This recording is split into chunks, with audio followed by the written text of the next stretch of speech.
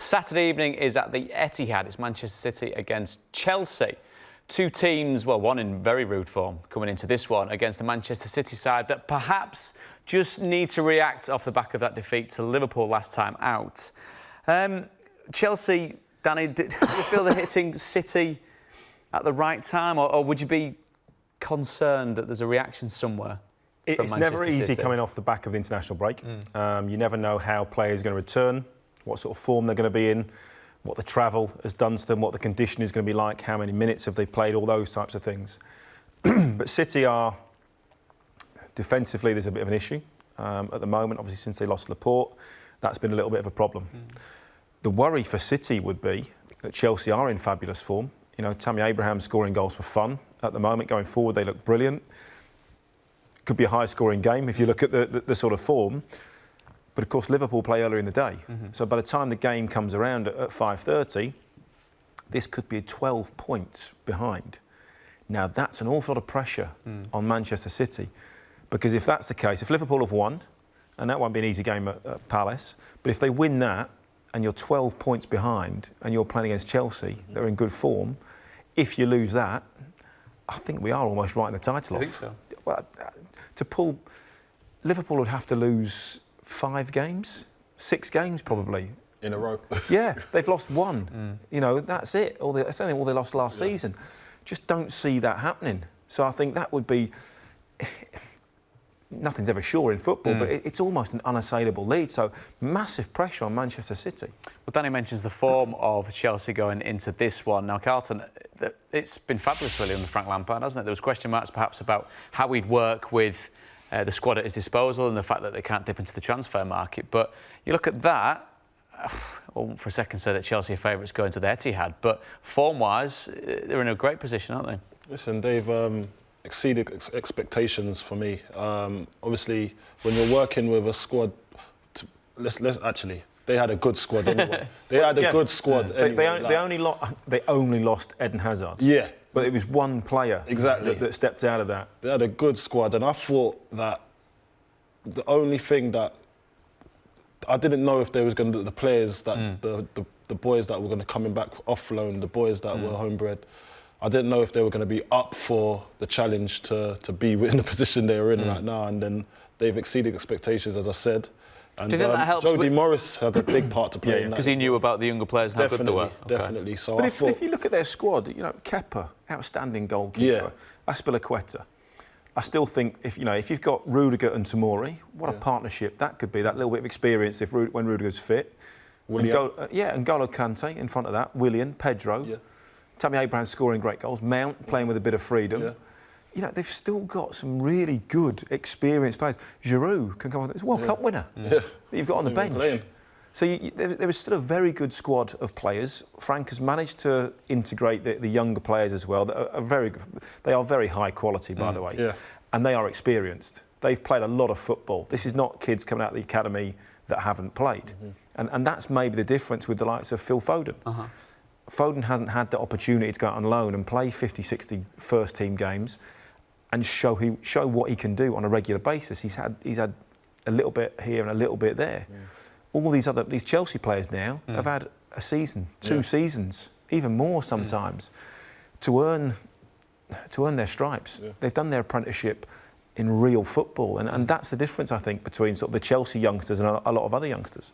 Well, the youngsters certainly seem to have stepped up. I mean, almost kind of blooded in the EFL, haven't they? We've seen them do such a good job in the second tier. Mason Mount being one of those players.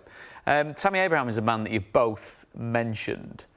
10 goals, Premier League goals this season, and how we are looking at him as a bit more of a traditional number 9 for Chelsea.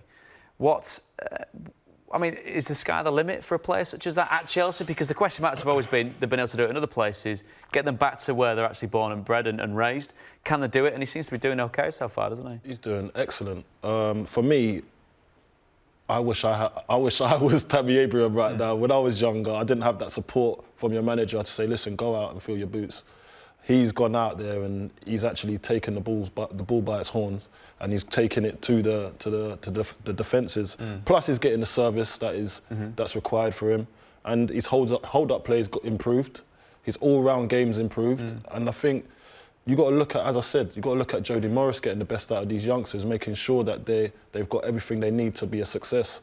And he's keeping like the likes of Giroud out the team. Batshuayi's still there, you know. So what he's done is brilliant, and I just want to see him do more and be more successful. So timing, what you've just said, that sounds like a big thing as well. So in your experience of being in a similar position, was it the chances that were afforded to you? Was it the overall environment that you were working in? What were the buffers that stopped you from doing perhaps what Tammy's done? Well, they've been forced to play the youth.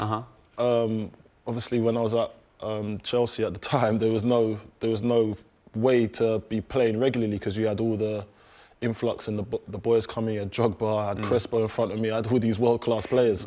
Now you've got now you've got like you can see a way. Well, it was Giroud, wasn't it? They had Giroud's they were a little bit light on a centre forward last season, if we're honest, because sometimes it was the false nine. It was Hazard would play in that position. And they weren't quite sure who that was going to be. Tammy Abraham's been away in the Championship and he's scoring goals. He's come back in, and the question is, will he be able to do it in the Premier League? Well, I think the way that Chelsea are playing, the way that game has changed, it's more physical in the Championship than it is. Toughen him up, you feel? Without a shadow of a doubt. And this is why it's vital for these young players to get experience. He was very unlucky against Manchester United. You know, he had that great strike that came back like a rocket off the inside of the post. How that didn't go in. And Chelsea played quite well in that game. And I think, Frank has given the belief and all his experience and the managers that he's worked under and coaches. And then Jody's been in there a long time. Jody knows the players. He knows how to put the sessions on. He knows what's going to work for these players. And they have a relationship. And that's what it's all about. It's getting that belief in each other. And trust. And they are going to have, they're still young players. They are going to have the odd bad game. It happens, to young players. It's the norm. But he will give them time, and he will have said to Tammy, "Don't worry. If he missed the penalty, didn't he? Don't worry about it. It's fine. That's not an issue. Take the next one, score it." And suddenly, okay. And he's just relieved the pressure because he'll have gone. And I'm sure Carlton, as a striker, if the manager says to you, Don't worry, you're playing the next 3 games. And suddenly you've got this. You're not anxious. You're not tense every time that shot comes in because you think, actually, if I miss it, I'm still going to play next week, and you relax and you put it in the back of the net. Yeah, it's definitely because obviously Frank knows exactly how to. He knows the game. He knows how to manage as well. I think he's been part of a dressing room culture. He knows exactly what these boys and Jody knows what these boys tick makes them tick as well. So I think they've just got the right ingredients to make a great team, and they're on that path. Top 4 finish for Chelsea, do you think? I think now, when I'm looking at it now, I think it's there for them if they want it. We'll see after Christmas, obviously, when it gets a bit turbulent then. And then, but after that, you'll start to see the Premier League shape up a bit to what it's going to end up like. So hopefully we can see that Chelsea top 4 finish.